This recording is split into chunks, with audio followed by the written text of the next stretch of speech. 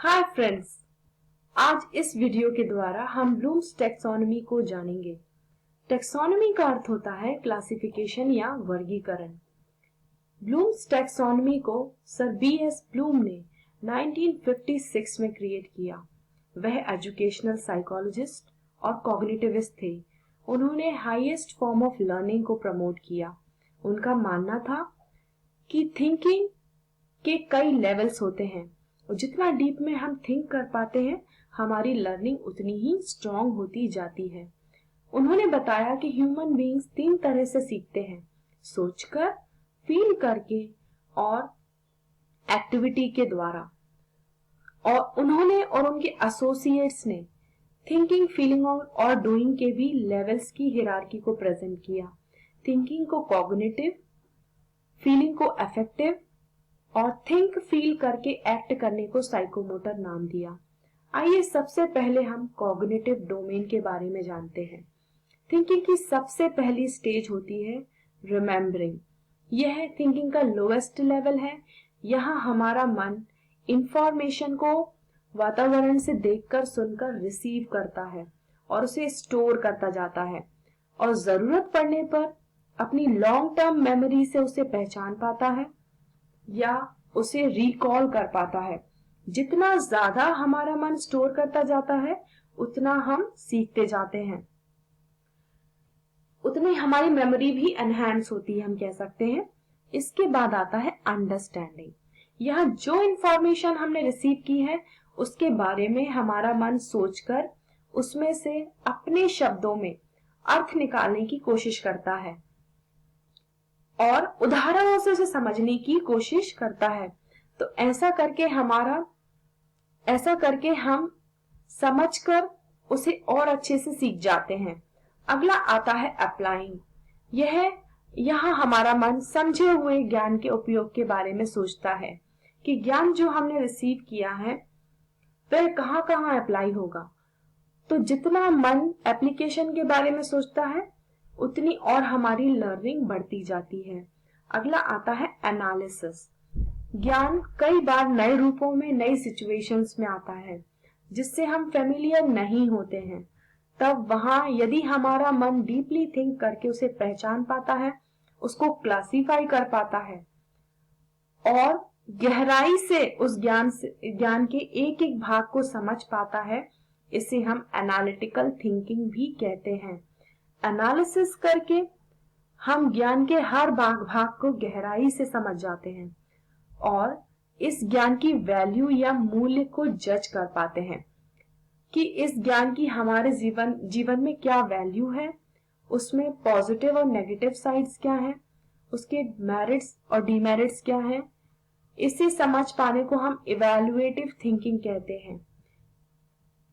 Thinking का highest form होता है क्रिएशन।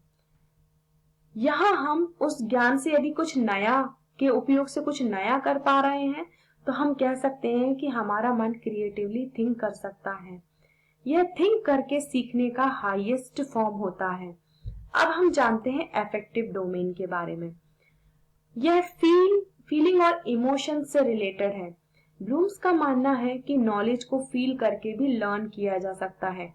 इस बात से कई साइकोलॉजिस्ट एग्री करते हैं कि फीलिंग करके भी लर्निंग को एनहांस किया जा सकता है। तो अफेक्टिव डोमेन का जो लोएस्ट लेवल है वह है रिसीविंग।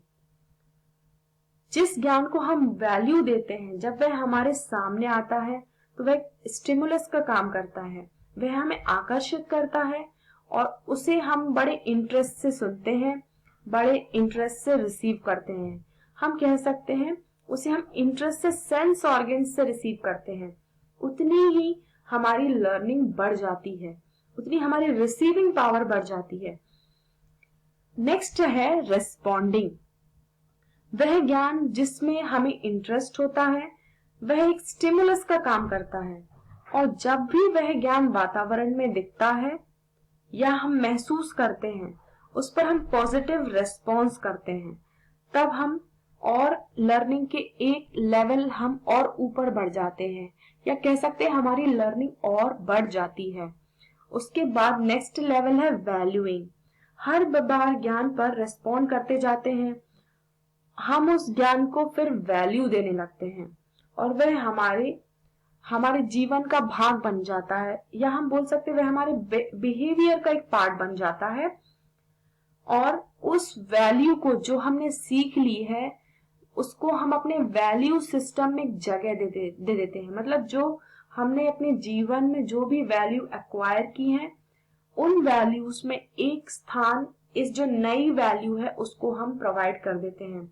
इसे कहते हैं हम ऑर्गेनाइजेशन। नेक्स्ट है कैरेक्टराइजेशन। यह अफेक्टिव डोमेन का हाईएस्ट लेवल है। यह ज्ञान हमारी लाइफस्टाइल का एक पार्ट बन जाता है। तो यहाँ हम फील करके लर्न कर सकते हैं और इसके 5 लेवल हैं: receiving, responding, valuing, organising and characterisation. Next है साइकोमोटर डोमेन। साइको मीन्स मन से और मोटर मीन्स चलित, मनोचलित भी जिसको कह सकते हैं, कि थिंक करके किसी फिजिकल एक्टिविटी को परफॉर्म करना साइकोमोटर कहलाता है। इसका सबसे लोएस्ट लेवल है इमिटेशन। इमिटेशन का अर्थ होता है नकल करना। यह जो हम जान चुके हैं, फील कर चुके हैं, उसे फिजिकल एक्ट करने का इंपल्शन हमें मिलता है, या हम उसे फिजिकली एक्ट करने की कोशिश करते हैं। नेक्स्ट आता है मैनिपुलेशन। जो क्रिया को हम एक बार कर चुके होते हैं उसे हम बार बार कई तरह से मॉडिफाई करके परफॉर्म करने की कोशिश करते हैं। इस तरह से हम और सीखते जाते हैं। नेक्स्ट है प्रेसिशन। जब हम बार बार एक्टिविटी को रिपीट करते हैं तब उस काम में परफेक्शन आने लगता है। वह काम हम तेजी से करने लगते हैं, एक्यूरेसी से करने लगते हैं और सफाई से करने लगते हैं। नेक्स्ट है आर्टिकुलेशन। यहाँ हम डिफरेंट सिचुएशंस में सोचकर, फील करके परफेक्टली एक्टिविटी को परफॉर्म करने लगते हैं। और साइकोमोटर डोमेन का जो हाईएस्ट लेवल है वो है नेचुरलाइजेशन। यहाँ हम कम मेंटल एनर्जी और फिजिकल एनर्जी के एक्टिविटी को परफेक्टली परफॉर्म करने लगते हैं। यह हैबिट फॉर्मेशन की स्टेज भी मानी जाती है और यह हाईएस्ट स्टेज ऑफ लर्निंग भी है। तो अभी हमने जाना कि 3 तरह से हम सीख सकते हैं: थिंक करके, फील करके और फिजिकल एक्टिविटी के द्वारा। अब नेक्स्ट वीडियो में हम जानेंगे कि ऑब्जेक्टिव्स को हम बिहेवियरल टर्म्स में कैसे लिखें।